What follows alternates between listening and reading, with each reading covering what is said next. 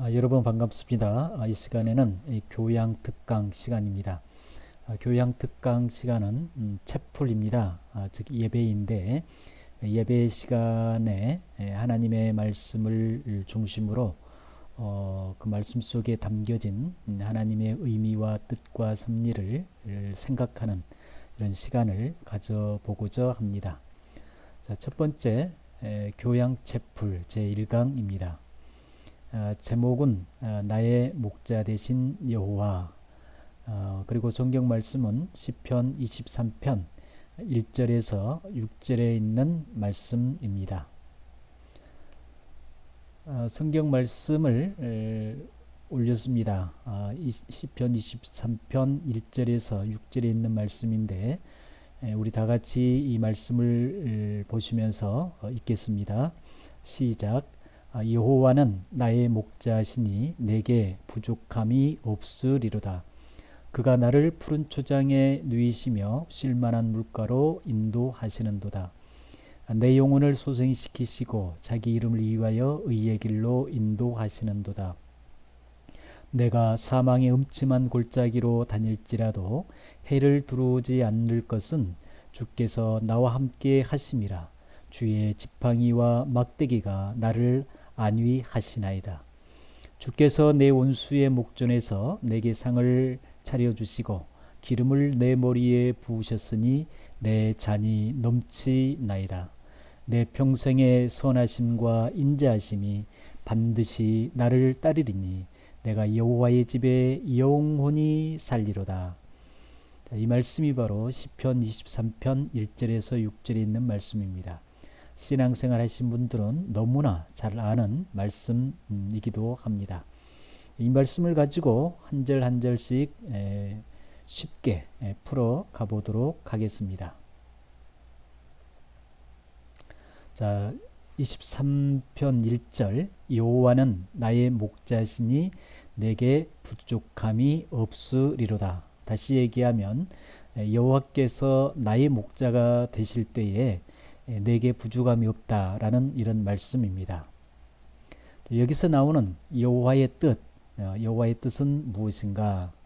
자, 여호와의 뜻은 히브리어로 야훼라는 그런 단어입니다. 그래서 그 뜻은 영원한 자존자, 또 있는 자라는 뜻을 가지고 있습니다. 이 말씀은 출애굽기 3장 14절에 보면 하나님이 모세에게 이르시되 나는 스스로 있는 자이니라 라고 이렇게 말씀합니다. 그러면서 말씀하시기를 너는 이스라엘 자손에게 이같이 이르기를 스스로 있는 자가 나를 너희에게 보내셨다 하라 이렇게 말씀하고 있습니다. 하나님 자신은 누구에 의해서 창조된 피조물이 아니라 본인 스스로 존재하신 분, 그래서 그분이 야훼 여호와이시고 그 여호와는 영원한 자존자 또 있는 자라는 뜻을 지니고 있습니다. 그러면서 출애굽기 6장 2절에도 보면 하나님이 모세에게 말씀하여 이르시되 나는 누구라 그랬습니다. 나는 여호와이니라. 하나님 자신이 여호와이심을 이렇게 밝혀주고 있습니다. 또 호세아 12장 5절에도 보면 여호와는 만군의 하나님이시니라. 여호와는 그를 기억하는 이름이니 라고 이렇게 말씀하고 있습니다. 여호와는 만군의 하나님으로서 그를 기억하는 이름이다 라고 이렇게 말씀합니다. 자, 그렇다면 이제 두 번째 여호와는 나의 목자시니, 나의 목자란 무슨 뜻인가? 자, 다윗은 여호와를 가리켜서 나의 목자라고 이렇게 표현하고 있습니다. 목자는 양을 끝까지 책임을 집니다. 사나운 맹수들이 공격에 올 때에도 자기가 살기 위해서 양들을 버리고 도망가는 것이 아니라 끝까지 이 맹수와 싸워서 물리치고 그리고 양들을 안전하게 지켜주고 보호해 줍니다. 이게 바로 목자의 사명입니다. 다윗이 이렇게 여호와를 목자로 비유한 이유는 뭔가? 거기에는 두 가지라는 거죠. 첫째는 인도의 의미가 있고 두 번째는 자비로운 돌보심의 의미가 있습니다. 다시 말하면 다윗이 여호와가 자기 인생의 목자가 될 때에 그 목자가 되신 여호와는 누구를 인도해 준다? 그렇습니다. 다윗을 인도해 주고 또 그 다음에 누구를 보살펴 주신다? 그렇습니다. 다윗을 사랑과 자비로우심으로 돌보아 주고 보살펴 주신다라는 의미로 다윗은 여호와는 나의 목자다라고 고백하고 있는 겁니다. 그래서 실질적으로 보면 여호와께서는 이스라엘 백성들의 목자가 되어 주셔서 그들을 광야 40년 동안 철저하게 지켜주시고 보호해 주시고 그들의 갈 길을 인도해 주신 여호와이심을 볼 수 있습니다. 그래서 때로는 구름과 불기둥으로 그들을 보호해 주시고 인도해 주시고 또 그들이 먹을 것이 없을 때에는 만나와 메추라기로 굶주림을 당하지 않도록 풍족하게 먹여주시고 그 다음에 또 마실 물이 없을 때에는 반석을 통해서 물을 공급해 주신 그 여호와 하나님 목자와 같은 모습을 보여주고 있습니다. 그래서 다윗은 이런 하나님이야말로 진정한 목자가 되어 주시기 때문에 그 목자의 이끄심대로 따라가면 목자의 목소리를 듣고 나아가면 반드시 그 목자는 자신의 삶을 인도해 주고 끝까지 돌보아 주심을 확신하고서 여호와는 나의 목자라고 이렇게 고백하고 있습니다.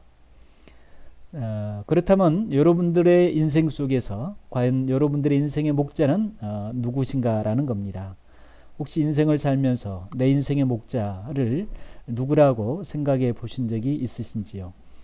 내 인생의 목자가 누구냐에 따라서 결국 우리 인생의 삶의 질이 달라지게 됩니다. 인생은 목자가 없이도 살아갈 수 있고 또 목자의 이끌림 받아서 살아갈 수 있습니다. 그런데 목자 없는 삶은 자기 스스로의 삶에 대한 책임을 가지고 살지만 그 삶의 과정과 결과는 달라질 수밖에 없습니다. 인생이 힘들고 어려울 때 누군가가 의지하고 싶고 또 인생이 고난을 당했을 때 누군가의 도움을 또 바랄 수도 있고 또 어떤 삶의 어려운 문제에 봉착했을 때 멘토 같은 존재가 필요하기도 합니다. 인생에 있어도 이렇게 스승이 필요하고 멘토가 필요하듯이 내 인생의 전반적인 삶을 책임져 주시고 이끌어 주신 전반적인 내 삶을 책임져 주실 분은 누구냐면 바로 그분은 내 인생의 목자가 있어야 한다라는 거죠. 그래서 내 인생의 목자가 누구냐라고 보았을 때 결국은 내 인생의 목자는 여호와가 되어야 되지 않을까 싶습니다. 왜 우리가 여호와가 내 인생의 목자가 되어야 하는가? 그 첫 번째는 인생은 미지의 세계를 걸어가는 행인이기 때문에 다시 말해서 우리의 인생은 미지의 세계를 걸어가죠. 내가 걸어갔던 길을 걸어가며 사는 인생은 아무도 없습니다. 한 번도 걸어가지 않는 그 길을 우리가 걸어가고 그 길을 걸어가는 삶은 곧 어떤 삶이다? 행인의 삶, 나그네의 삶입니다. 걸어가 보지 않는 길을 걸어가는 삶, 또 나그네 같은 행인의 삶을 살기 때문에 그 사람들에게 필요한 것은 여호와, 내 인생의 목자 대신 여호와가 필요하다는 것이죠. 그 다음에 이제 세 번째를 보면 두 번째는 인생이 연약하고 또 불완전한 존재이기 때문입니다. 내 인생은 연약합니다. 그렇죠? 지금 생각지도 않는 바이러스로 인해서 모든 사람들이 두려워하고 외부 출입을 삼가하고 사람을 만나는 것을 꺼려하는 시대가 되었습니다. 눈에 보이지 않는 작은 바이러스에 의해서 우리는 이렇게 인간의 연약한 모습을 보여주고 있고 또 그로 인해서 얼마나 이렇게 불안한 삶을 살아가고 있는가. 또 우리는 질병으로부터서의 불안한 삶, 암으로부터서의 불안한 삶, 또 삶의 어떤 실패, 절망, 좌절, 우리가 이 세상을 살아가는 이 모든 삶의 과정은 이 불안한 요소들이 너무나 산적되어 있습니다. 그래서 내 삶이 연약한 가운데 강한 자의 삶을 살기 위해서 그리고 이 불안한 삶의 환경에서 완전한 삶을 살기 위해서는 결국 내 인생의 목자 대신 누가 필요하다? 그렇습니다. 여호와가 필요하다는 말씀입니다. 그 다음에 세 번째는 인생의 삶의 방향을 잃고 사는 존재이기 때문입니다. 우리는 누구나 인생의 목적을 세우고 삽니다. 계획을 가지고 살아갑니다. 방향성을 가지고 살아갑니다. 그런데 실질적으로 내 삶을 들여다보면 우리는 이 삶의 방향을 잃고 방황하는 경우들이 너무나 많습니다. 내 인생의 나침판, 내 인생의 삶의 길을 이끌어 주실 그분은 바로 여호와 한 분이시기 때문에 내 인생의 목자는 여호와가 되어야 된다. 이런 삶을 살 때, 그렇죠? 내 인생의 목자가 여호와가 될 때 비로소 우리는 어떤 삶을 살 수 있느냐, 이런 삶을 살게 됩니다. 여호와가 내 인생의 목자가 될 때 결국 우리는 삶의 두려움이 사라지고 근심이 사라지고 걱정이 사라지고 그리고 그 두려움과 걱정과 불안과 공허함의 그 자리에 뭐가 자리 잡게 되냐면 평안과 기쁨이 자리 잡게 됩니다. 그리고 그러한 삶 속에 살 때 여호와는 언제까지 끝까지 나를 지켜주시고 보호해 주실 줄로 믿습니다. 자, 그 다음에 세 번째는 내게 부족함이 없다. 여호와가 나의 목자가 될 때에 그 결과는 뭐냐면 부족함이 없는 삶을 살게 됩니다. 자, 다윗은 여호와를 목자로 삼을 때 부족함이 없다라고 이렇게 고백하고 있습니다. 그가 여호와를 목자로 섬기며 살 때 삶이 부족하고 공허하고 허탈하고 실패와 절망과 좌절의 늪에서 빠져서 이렇게 호적거리는 인생을 살았다라면 그는 이런 고백을 하지 아니했을 것입니다. 그러나 그의 삶을 돌아볼 때에 늘 순간순간마다 여호와를 의지하며 산 그 결과는 부족함이 없는 삶의 결과를 낳았기 때문에 경험했고 체험했기 때문에 그는 이렇게 내게 부족함이 없다라는 고백을 한 것입니다. 그래서 다윗이 부족함이 없는 까닭은 무엇이냐? 그렇습니다. 목자가 되신 여호와께서 어떻게 충분한 것으로 공급해 주셨기 때문에 자기 백성들에 대한 하나님의 충분한 공급은 이스라엘의 광야 생활을 통해서 또 이스라엘 백성들이 끊임없이 진행되는 삶의 환경 속에서 이 하나님의 부족함이 없는 사랑과 공급을 경험하게 됩니다.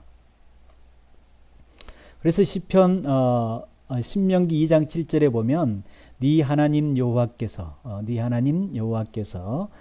네가 하는 모든 일에 네게 복을 주시고 네가 이 큰 광야에 두루 다님을 알고 그리고 네 하나님 여호와께서 40년 동안 너와 함께 하셨으므로 네게 무함이 없다. 그렇습니다. 부족함이 없었다. 우리 여호와 하나님께서 우리가 하는 일 속에 이렇게 복을 주시고 그리고 우리 광야 같은 세상을 다니실 때도 알고 계셔서 하나님은 순간순간 우리의 부족함을 채워주신 하나님, 그래서 우리의 삶에 부족함이 없게 해주신 여호와 하나님이십니다. 그래서 다윗은 여호와가 목자가 되어주심으로 환난 중에서도 만족할 수 있었고 그래서 그 만족한 삶은 사울의 박해를 받는 가운데 도망자의 삶을 사는 가운데도 늘 만족의 삶, 부족함이 없는 삶을 살 수 있었던 것입니다. 자, 그렇다면 우리가 부족함이 없는 삶을 살려면 어떻게 해야 하는가? 자, 그 첫째가 다윗처럼 여호와를 나의 목자로 삼고 살아야 한다는 것입니다. 여호와를 나의 목자로 삼을 때 우리의 삶은 부족함이 없는 삶이 될 줄로 믿습니다. 두 번째는 자족할 줄 알아야 합니다. 자족할 줄 알아야 된다. 사도 바울의 고백인데 빌립보서 4장 11절에서 12절에 보면 내가 궁핍함으로 말하는 것이 아니라 어떤 형편에든지 나는 자족하기를 배웠다. 그래서 나는 비천에 처할 줄도 알고 또 풍부에 처할 줄도 알아. 이 모든 일 곧 배부름과 배고픔과 풍부와 궁핍에도 처할 줄 아는 무엇을 배웠다? 일체의 비결을 배운다라. 이렇게 얘기합니다. 바울은 삶 자체에서 이렇게 자족한 삶을 살았다는 말씀입니다. 그러므로 인간은 자족할 줄 알 때 뭐가 있습니까? 감사가 있고 또 기쁨이 있고 또 행복을 경험하게 됩니다. 왜 사람들이 불평할까요? 그것은 많은 것을 소유했지만 그 많은 것을 소유했음에도 불구하고 뭐 할 줄 모르기 때문에 그렇죠. 자족할 줄 모르기 때문에 불평하고 원망하고 삶이 공허하고 허탈하고 끊임없는 탐욕에 사로잡혀 살게 되는 것입니다. 그러므로 여러분들도 여호와를 목자로 섬길 때에 날마다 마음의 평안이 있고 또 기쁨이 있고 삶의 행복이 충만하게 될 줄로 믿습니다. 이렇게 해서 제 1강을 마치도록 하겠습니다. 감사합니다.